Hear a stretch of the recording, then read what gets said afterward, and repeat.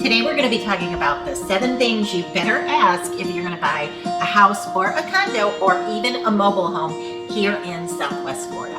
If this is the first time we're meeting, I want to say hello. My name is Barrett Pastor and I've been a broker for 24 years. So hopefully I'm coming to you from a place of experience and education, and I can hopefully be a resource for you here in Southwest Florida.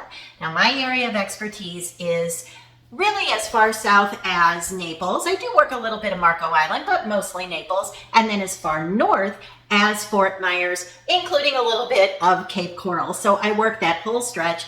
And if you don't know, you can kind of run, if you were right in the center, that's about an hour. So we also have some little islands in between, but right now, because of Hurricane Ian, those islands are no more and in a state of rebuilding. So hopefully it won't be too terribly long. We'll have those beautiful islands back.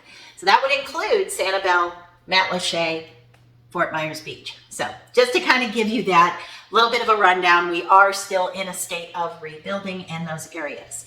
So today we're going to be talking about the 7 things that you really need to know when you're buying a house here in Southwest Florida. Now, you might have bought several homes, multiple homes up north, but here in our area, it is different. And now I myself is a professional real estate agent. I work in this geographical area every single day. I'm going to make sure that my buyers and sellers know everything that they need to know. So I want to make sure that if you're considering buying here in our area, that you know these things as well. All right, let's jump into number 1. Polybutylene pipes. What are they? What is it? What is the word? How do you pronounce it? So that is one thing that people, when they're coming from up north, maybe have never even heard of, don't even know it's a thing down here. So let me just run through what it is. So many years ago, let's just say about 20 years-ish, 20, 25 years ago, there were condos and homes that were built with pipes that are called polybutylene. And long story short, very general, what happened was it was determined that not necessarily the pipes, but the fittings to those pipes, there are certain ones that were put in many communities in this area, and the fittings are giving way. So what is happening in some communities and also in some homes is that those fittings can burst. So let's say you're away up north, you're a snowbird and you live here 6 months out of the year and you have polybutylene in your home.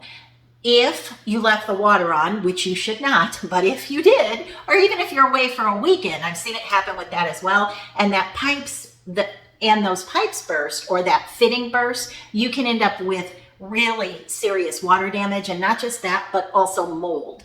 So, if you leave water sitting here in Southwest Florida, it's hot most of the time, you're going to have mold growth very, very quickly. Within 2 days, you can have a serious mold problem.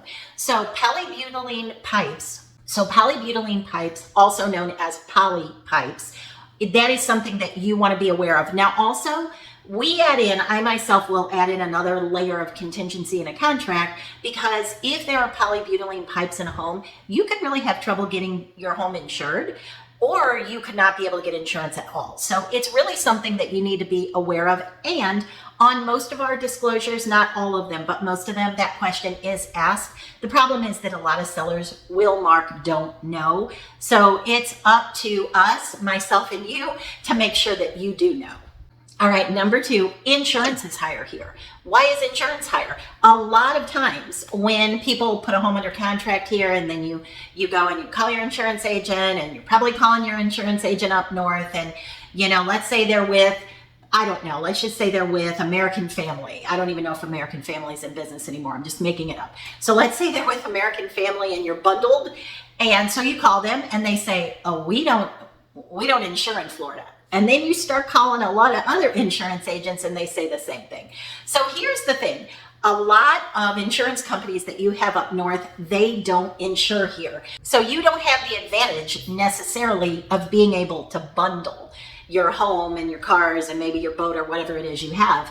So there's that one component. So a lot of people are always shocked that they're getting insurance through, Acme Insurance Company, something they've never heard of, and it is because the big insurers are not here, because they don't want to deal with insuring roofs when we have tropical storms and hurricanes and heavy winds, and it's Florida, we have all those things. So the chances of water damage, flooding, storm surge, wind damage, they can be pretty high in certain areas. So we have kind of like a hurricane cone, and that will determine in part how much your insurance will be. So again, you definitely want a good experienced agent to walk you through that, and someone that will refer you to a good local insurance agent so that you're covered. All right, number 3, and this really is just a step from number 2. I just pretty much just wanted to make it its own thing you need to know, because I cannot stress this enough.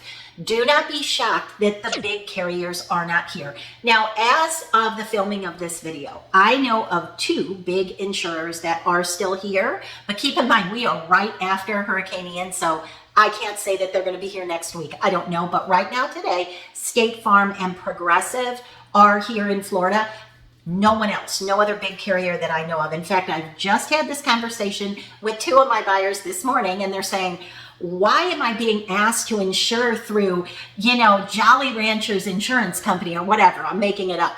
They've never heard of the names of these insurance companies, and they're considering them fly by night. And what I have to try to explain to people is that is commonplace here. That's the big insurers. They don't want all of the big payouts. That's just the truth.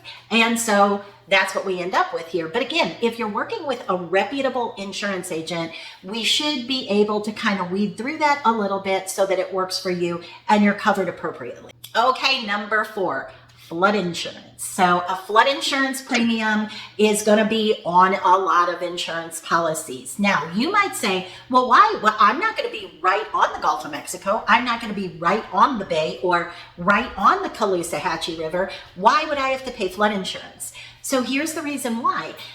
Most of Southwest Florida is on a floodplain. Almost all of Florida is a floodplain. So you have to kind of be aware of that. So what we have is, we might have floodplain X or floodplain AE or some other determination of what the floodplain is.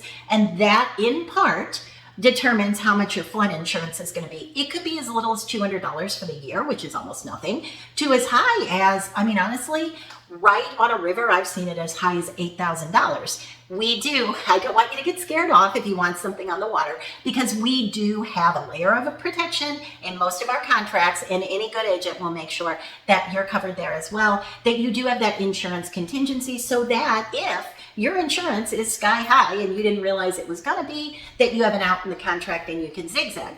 But one other thing I want to mention is, a lot of people do not realize that proximity to water is not the only component of figuring out if you're on a floodplain. You could be, you could be 25 miles inland away from the water and still be on a floodplain. So we're going to talk about how that's determined, but keep that in mind. Don't assume that because you're not buying on the water that you're not in a floodplain. Number 5, dock stamp fees.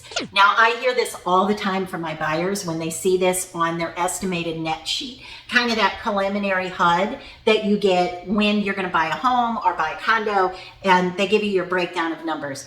It's almost always, I have people from up north say, what the heck is this fee? I've never had to pay this before. I don't want to pay it. What is it?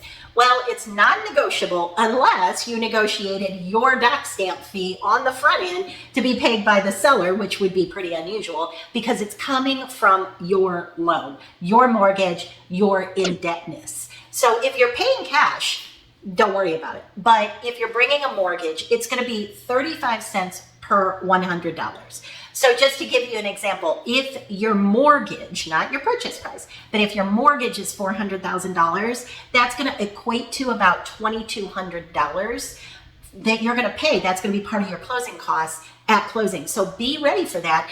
All right, rounding the corner to number 6, elevation certificate. Again, what is it? Never heard of it. Tell me what it is. So when you're buying a house, you're going to want to know if you're in a floodplain. Now that, as we talked about, proximity to water, those kind of things are just one layer of determining if you're on a floodplain or not. The other thing that is most important is an elevation certificate. So what that is a survey company will come out, and you can have it done while you're doing your survey if you choose to do a survey. So what they do is they determine where your house sits on that elevation. So in other words, my house, where I live, I'm about a half a mile from the bay, from Estero Bay. So my house sits at a 19-foot elevation. So that means I am not in a floodplain. I'm a half a mile from the bay, but I'm not in a floodplain. So let me give you a little example. When Hurricane Ian hit, one of the things that you see on television all the time is the storm surge. So if I'm at 19 feet elevation and the storm surge is predicted to be 12 feet, then I feel pretty safe. And by the way, down the road from me, like literally, I'm talking about 100 feet, when you leave my neighborhood, it got completely flooded. Underwater, houses washed away, completely flooded. My neighborhood took no water because of the elevation that we sit at. Now, you might think 19 feet from the ground? No, not on a hill. 19 feet, it's more of like a water table elevation is maybe the best way to put it. So the likelihood of storm surge, it wasn't really high. Now, we left anyway because we weren't going to chance it, but we're not on a floodplain. Another example, the house I recently sold, much farther away from the water, much farther away, probably 4 miles from the water, that was on a floodplain. Why? Because the elevation that it sat at was 7 feet. So likelihood of it going underwater was higher. And guess what? After the hurricane, I went and drove through that neighborhood of the house that I just sold. Most of the homes took on a little bit of water. So you need to get an elevation certificate so that you know, and the insurance company knows, they're going to require it. So they know, do you need flood insurance or don't you? And then you might even make the decision, like I personally am considering right now, do I want to carry flood insurance? I know I don't have to, but do I want to? It got a little bit close. So it's good information to have.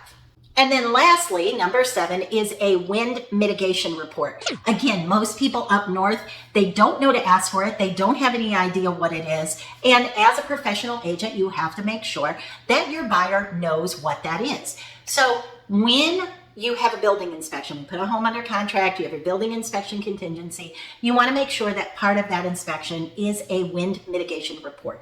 Now, things are done a little bit differently here than they are in other areas up north, but basically, generally what they're determining is how many credits they can give you because your roof is strong or good, or the tie downs are appropriate, no missing shingles, age of the roof, all of those kind of things. They do a report that's called a wind mitigation report, and that tells the insurance company how much they should charge. So the more credits you get, the more sort of good things about your roof, the less you're going to pay. You could almost say newer roofs, that's going to be your best rate usually.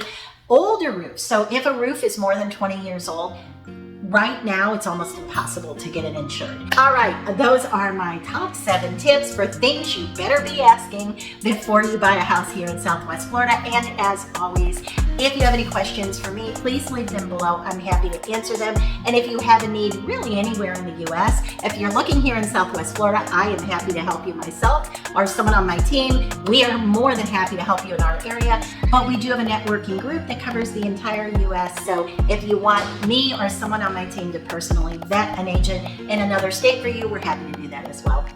I will see you next time for another video.